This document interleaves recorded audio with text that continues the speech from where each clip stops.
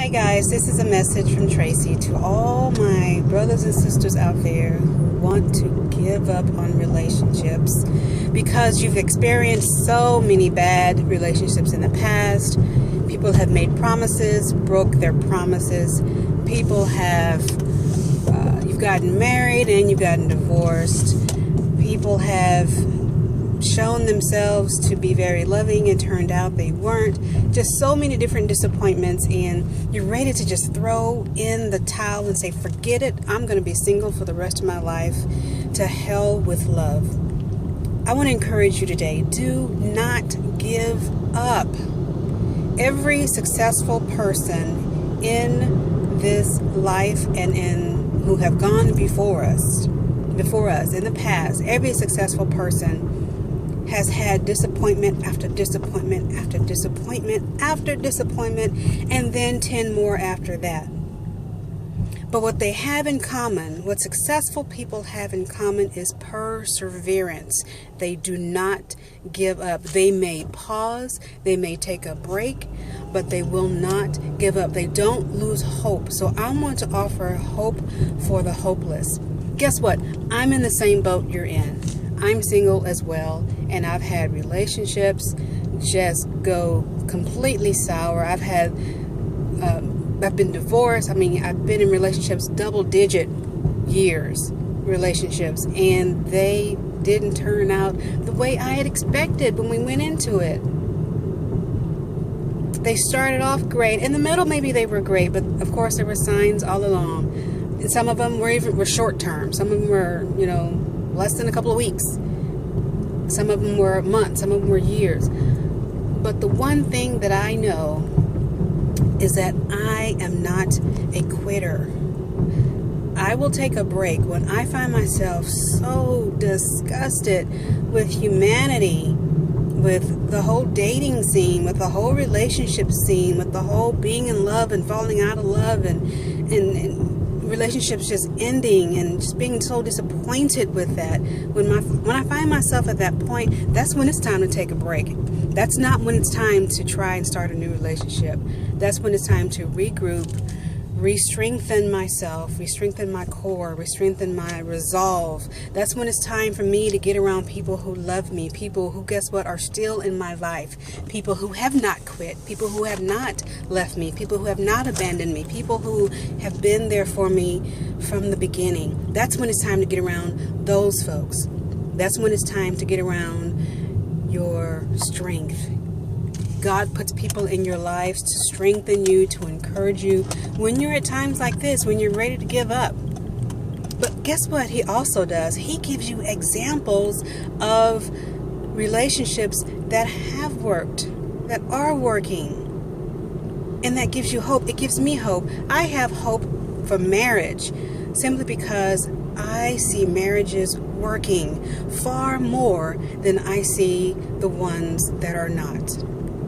So I don't focus on the ones that didn't work. I don't focus on the relationships that are just plain old screwed up. I don't focus on even my past relationships that hurt me so deeply. What gives me hope, what gives me strength, is focusing on the thing that God puts in my life that is positive. For example, there's a couple, the Hearsts, oh my goodness, those two are just absolutely adorable. And guess what? They don't have a perfect marriage, but they have resolve, they have perseverance, and they fight for their marriage. All these years, they have fought through all circumstances and situations, and they have been a beacon for other couples on how to have a marriage. You fight with each other, not against each other. You're comrades. You have a common enemy, which is anything that comes against your marriage. Even if it's you fight against your own thoughts to save your marriage. You know what you have to do to sacrifice. People don't want to sacrifice anymore. They want what they want. They want what they can get out of the marriage more than what they can put into it. And that's why they don't last, because we're all trying to, accomplish our own personal agenda. It's not going to work. I look at my grandparents, till death do us part. Both sets of grandparents, they lived their lives till death do us part. They fought through whatever they had to fight through. They endured whatever they had to endure. They sacrificed whatever they had to sacrifice. Why? Because they were committed to the marriage. It wasn't just love. Love was part of it. It was knowing how to be committed. People don't understand commitment anymore. I want to be committed. Yeah, I know you're probably saying, yeah, you need to be committed, all right, in a insane asylum. But I'm just so hopeful. There's nothing that anyone can do. There's no person who can walk away from me that will get rid of that hope. I have my windows up, and so it's getting hot. I don't have the air on so you can hear me, so now I'm starting to sweat. It's getting kind of toasty in here. So I'm going to wrap this up. Guys, you have hope. There are plenty of people who understand commitment. Yeah, I know you haven't found them yet, but they're still out there. Guess what? You're still out there. So you know they are. And they're looking for you just like you're looking for them.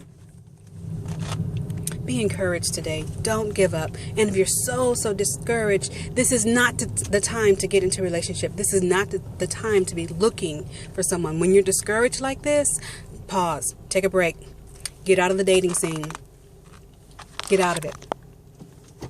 And go and regroup. Get around people who love you. Get around people who will encourage you. Pray and ask God to give you discernment about the people you've been meeting, especially if you keep meeting the same type of people. Okay, then the common denominator in there is you, meaning you're making the wrong decisions about people. So one thing that I want to encourage you to do as you move forward is develop a vetting process for people that you get involved with. In other words, if you can no longer trust your decisions when it comes to romantic relationships because you have such a yearning, such a desire to be in a relationship, then you need to get somebody else to lay eyes on this person. Okay, tell me what you think about this person. And, you know, I met this person, I met him online, or met him at the grocery store, met him at church, wherever you met him, you know, friend introduced us, whatever. Tell somebody else about this person. If you can't trust your decision, especially if you've made repeated bad decisions, let someone else put eyes on them. And never ask a woman to tell you what a man is thinking. Men, never ask a man to tell you what a woman is thinking. Find someone of that same sex. Women can tell you what women are thinking. Men can tell you what men are thinking. The other way around, they can only tell you, I can only tell you what a man has done or how he's responded, but I can't tell you his thoughts. I'm not a man. I don't know how men process. I don't have that type of, I'm not a man. I can tell you a woman's point of view of how I think a man thinks, but a man can tell you, okay, this is what this dude is probably doing. This is how this, based on what you said, based on how he's acting or how he's reacting, this is probably what's up. Go to a man who can tell you what a man is thinking. Same thing with fellas. Go to a woman. I can tell you, oh yeah, she jacked up. You may not want to talk to her. What she's probably doing is XYZ. She's probably thinking XYZ. You may want to pause on that, or don't let that one go. She's a good one. Be careful about who you go to for advice. Go to the right people for advice. And definitely go to God in prayer about people that you're wanting to get in a relationship with. Be very intentional. Very, I can just bounce all I want. Be very intentional about your relationships. And I guarantee God will help you. I have a prayer that I pray about everybody who crosses my path that I'm interested in or shows an interest in me. What I pray is very simple. I say, Lord, show me this person. Show me what I need to know about them. And if they are supposed to be in my life, I welcome them in. If they're not, remove them. And guess what? I don't care how he removes them. I've had people leave me for a variety of reasons. They give me this explanation, and they think that they're breaking my heart. They're thinking that it's really hurting me. And sometimes it does hurt me. I'm not trying to be cold and callous. But what I realize, whenever I pray that prayer and somebody walks away, God answered my prayer. That person did not need to be part of my life for whatever reason. I don't even need to know the reason. Sometimes God will show me, sometimes he won't. All I know is when you walk away, means you weren't supposed to stay. And I'm okay with that. And that's not being harsh. Sometimes the person, instead of being a romantic interest, ends up being a friend. And that's even cool too. God gives clarity about relationships. So there's hope. Don't give up. Don't give up. Pause. When you're frustrated like this, pause. Talk to people. Get it out of your system. But don't date. Don't date while you're frustrated, because then your walls are up, your guards are up, and that person's going to have to prove themselves and pay for what the other person did to you. Don't make that person pay a bill that they didn't incur. You wouldn't want someone to do you that way. If you're frustrated, pause, step back, get around people who love you. When you're ready, then use your vetting process. Let other people see this person. Let other people talk to this person.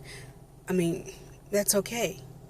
It's okay to bring them around people who can look at them on your behalf. You don't even have to say that that's what you're doing. I'm sure they'll figure it out, though. I mean, we're over 40. We're smart. So anyway, that's my encouragement for today. It's hot as hell, so I'm going to go ahead and turn off this video because I love you guys, but you're not worth me frying. So I love you. There's hope. You're not alone. You are not alone. Somebody else is going through the same thing. I know, me too. I'm in there with you, but I have a better way of dealing with it. There's hope. Don't give up. In Jesus' name, amen. Bye.